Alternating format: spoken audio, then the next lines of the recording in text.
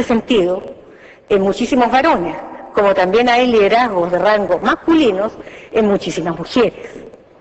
Hoy en día, la característica de los nuevos liderazgos son la franqueza, la confianza, la comprensión, la empatía, elementos que las mujeres incorporan a su estilo de liderazgo con mucha facilidad, ya que son variables innatas en su construcción de mujer. Por todo esto es que los liderazgos de mujeres en los últimos 30 años no han sido similares en cuanto a su origen y en cuanto a la forma de ejercerlos. Por ello es fácil plantearse la forma de participación femenina como un todo. Podemos distinguir 3 tipos de liderazgos femeninos. Primero, los liderazgos coyunturales, me refiero a los que han surgido en nuestra región. Estos liderazgos coyunturales solo se explican por las necesidades sociopolíticas y donde la mujer se convierte en nombre de consenso o en bisagra de un acuerdo, tanto por sus méritos como por su experiencia, pero no es una decisión real de la ciudadanía, sino impuesta por la élite política. Como segundos están los liderazgos estructurales, que son aquellos que se establecen por la estructura política imperante, ya sea por la monarquía o por la legitimación política de la institución que representa y donde el género no es algo primordial. Este es el caso de las presidentas o primeras ministras que son electas por la fuerza de los partidos políticos, como es el caso, por ejemplo, de Margaret Thatcher, que no están enfocados plenamente desde un liderazgo femenino, sino de la estructura discursiva masculina. Finalmente nos encontramos con los liderazgos socioculturales, que son aquellos que se imponen por el estilo de conducción y visibilidad política de una nueva democracia intimista, donde los roles femeninos superan los roles políticos, donde los valores de la mujer subsanarían los valores decaídos de la política.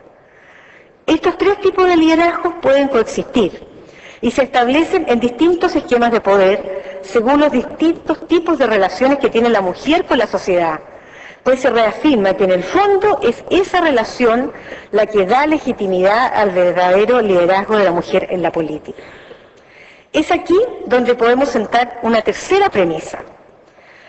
Por cuanto, cuando hablamos de participación de la mujer y podemos recorrer nuestros distintos países, podemos encontrar que en las organizaciones de base social existe una participación masiva de mujeres, muchísimo más que la participación de hombres, excepto en las organizaciones deportivas. Lo puedo decir por recorrer muchísimo mi país. Pero en organizaciones comunitarias, en juntas de vecinos, en organizaciones de adultos mayores, sin duda, la participación de la mujer es mucho más alta que la participación del hombre en dichas organizaciones, lo que nos muestra un nivel de compromiso social y de solidaridad muy fuerte. Por ende, se crea una sociedad mucho más fuerte en lo que hoy denominamos capital social, fundamento de una democracia fuerte y sólida. Entonces, no pareciera superficial preguntarse qué tipo de democracia deseamos construir, ya que, como hemos visto, la participación no es solo una idea formal, que se representa en una democracia formal y que ahora se intenta reivindicar mucho más como una democracia que acoge y que más aún estimula la participación en la sociedad civil a través de distintas instancias. La precisión del debate acerca de los contenidos de la representación dentro de este nuevo contexto de democracia se convierte, a mi juicio, en un elemento fundamental para la comprensión y el apoyo a los planteamientos de la inclusión igualitaria de las mujeres en los espacios de poder público.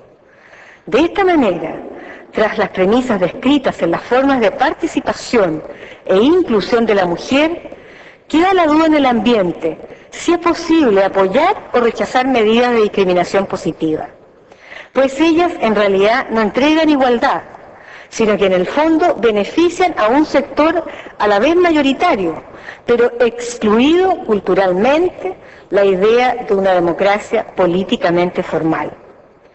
El tema que me preocupa, y es uno de discusión en nuestro país, Chile, es que en la búsqueda de la igualdad se traslada la noción de una democracia formal a una democracia participativa, pero que además para algunos se le agrega una tercera acepción, como es la búsqueda de una democracia paritaria, expresión creciente, acuñación, que nace a partir de la Conferencia de Atenas del año 1992.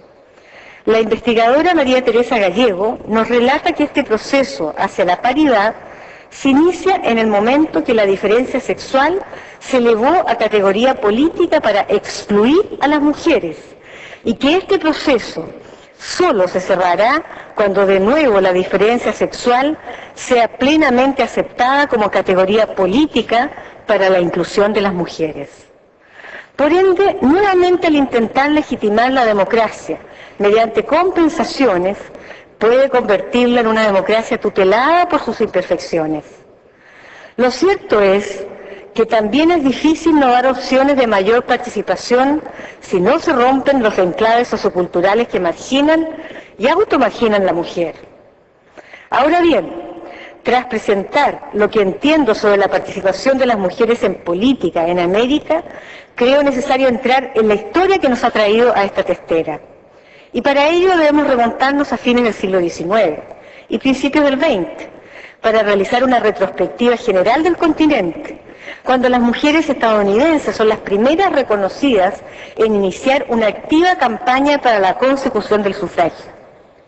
Este primer grupo fue dirigido por Susan Anthony, Lucy Stone y Elizabeth Gary Stanton, todas fundadoras en 1980 de la Asociación Nacional Americana por el Sufragio de la Mujer, y que lograron, con su esfuerzo, conseguir el voto en diversos estados de la Unión y finalmente forzar al cambio de la Constitución. Tras la aprobación de varios estados del sufragio femenino, se da el paso para que en 1917 sea elegida en Montana la primera congresista de los Estados Unidos, Jeannette Rankin, y así un par de años más tarde, en 1919, el presidente Wilson apoya el sufragio femenino, aprobándose en el año 1920. Con las dos guerras mundiales, las mujeres entraron de lleno a la vida laboral industrial, por lo que una segunda generación de liderazgos femeninos solo renace a partir de los años 60, con el surgimiento del movimiento de liberación de la mujer. Dos de sus dirigentes eran Shirley Chisholm y Bella Abzug. La primera, reconocida por ser electa congresista en Brooklyn en 1969, bajo el eslogan "Ni vendida ni mandada", siendo además la primera mujer afroamericana electa en el Congreso, incluso postulándose a la presidencia en 1972. En el caso de las mujeres latinoamericanas, la experiencia ha sido relativamente corta. El primer país latinoamericano en darle voto a las mujeres fue Ecuador, en 1929, seguido por Brasil y Uruguay, ambos en 1932. La mayoría lo hizo en la década del 40 y 50, y el último fue Paraguay, el año 1961. Esto no nos dice mucho respecto a la realidad y organización de las mujeres en nuestros países, ya que muchos de ellos ya se encontraban en la lucha del espacio público con la discusión de sus derechos. En Chile trataron de votar sin tener derecho a voto. Así lo hizo en La Serena en 1876 un grupo de mujeres que logró inscribirse en las elecciones presidenciales, pero que no llegó a votar. En la década siguiente se crearon distintos centros en distintas regiones del país, y surge con fuerza el movimiento pro emancipación de la mujer chilena en 1935 para lograr, según lo indicaba el artículo 1 de su estatuto, la emancipación integral de la mujer, en especial la económica, jurídica, biológica y política. En Colombia, la primera publicación a favor de la emancipación de las mujeres, El Rocío, apareció en 1872 en Bogotá. Ya en el siglo XX, más precisamente en 1914, María Rojas Ojeda organizó en Antioquía el Centro Cultural Femenino. 2 años más tarde se instaló en Pereira, donde abrió una escuela mixta, y además de traducir textos de feministas europeas y norteamericanas, se dedicó a publicar la revista Femeninas, para abogar por los derechos de las mujeres. En Bolivia, Algunas mujeres participaron en el segundo Congreso Obrero de 1925. Otras formaron sindicatos femeninos y también grupos como el Ateneo Feminista. En el Perú iniciaron espacios de difusión cultural para mujeres de tendencia anarquista como el Centro Femenino Luz y Libertad de Huacho y el Centro Femenino del Callao. Con audacia se lanzaron a dar conferencias sobre el feminismo, como lo hizo la peruana María Jesús Alvarado Rivera en 1911, o establecieron agrupaciones. En 1914, Alvarado Rivera fundó Evolución Femenina y en 1924, Zoila Aurora Cáceres creó Feminismo Peruano para lanzar la campaña por el sufragio. En Argentina, en 1907, un grupo de mujeres, entre otras la uruguaya María Collazo, la española Juana Rouco y Virginia Volten, iniciaron el Centro Anarquista Femenino y militantes socialistas establecieron sindicatos de mujeres, como el Centro Feminista, que empezó a funcionar en 1906. Las mujeres incluso fundaron partidos políticos como herramientas para reivindicar sus derechos. Es lo ocurrido en Brasil en el año 1910, en Argentina en 1918, en Panamá en 1923 y en Chile hubo 3, desde el año 1922, 24 y 1946. También las mujeres organizaron congresos internacionales, el primero en Buenos Aires en 1910, el segundo en Santiago en 1915 y el tercero nuevamente en Buenos Aires en 1928 y el cuarto en Bogotá en 1930. En las décadas de los 70, 80 y 90 se presentaron una serie de circunstancias dentro de una ola democratizadora en América Latina tras las dictaduras y el autoritarismo que las controlaban, lo que legitimó el acceso de la mujer a cupos de poder. Los liderazgos que surgen son los de tipo estructural y coyuntural. La mayoría asumió en momentos de crisis institucional o por el fallecimiento del cónyuge, pero ese acceso también fue por elección popular en algunos casos. Por ejemplo, Violeta Barrios de Chamorro, quien llegó a la presidencia de Nicaragua en 1990 tras derrotar en ese entonces a Daniel Ortega. Viuda del periodista y dirigente político Pedro Joaquín Chamorro, ganó las elecciones representando a la Unión Nacional Opositora. En Panamá, Mireya Elisa Moscoso gobernó el país entre 1999 y 2004. Tras la muerte de su esposo, Arnulfo Arias, quien fue derrocado en sus 3 mandatos, dirigió el partido arnulfista, siendo elegida ella con una gran popularidad. También está el caso de los gobiernos interinos, como el de María Estela Martínez, que asumió el poder en 1974 tras la muerte de su marido Juan Domingo Perón en Argentina. Su presidencia duró menos de 2 años, cuando una junta militar asumió el poder en 1976. En Bolivia, Lidia Gayler Tejada asumió la presidencia a fines de 1979, en medio de una profunda crisis social, cuando tenía el cargo de presidenta de la Cámara de Diputados. Fue derrocada al poco tiempo por el general Luis García Meza.